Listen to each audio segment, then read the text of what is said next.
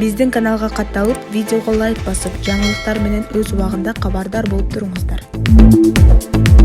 Коррупциянын деңгээлин баалоо боюнча эл аралык рейтингтерде Кыргызстан дале жогорку орундарда экен. Мунун себеби эмнеде? Коррупция менен күрөшүү ушулардын гана милдети деп бир органдарды көрсөтпөшүбүз керек. Коррупция менен күрөшүү баарыбыздын милдетибиз. Шайлоо учурунда кээ бирибиз добушубузду сатабыз. Бул деле коррупция. Кайсы бир маселебизди чечиш үчүн МАИ же МКК кызматкерине акча беребиз. Анан коррупция кантип токтосун? Кыргызстандагы бардык милиция, прокуратура кызматкерлерин кошуп эсептесек, саналуу эле киши болот. Анан алар миллион элге кантип көзөмөл жүргүзөт. Ошондуктан абийир ыйман маселеси келип чыгууда. Мен бекеринен ыйман сабагын киргизиш керек деп айткан жокмун. Тарбия бала кезден башталышы абзел. Коррупцияга каршы күрөшүү бул моралдык да маселе.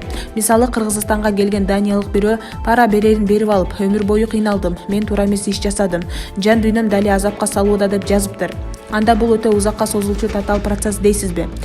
Бул маселе жалаң күч менен чечилбейт. Күч менен чечем десең, күч бар жерде тыйылып, күч жок жерде кала беришет.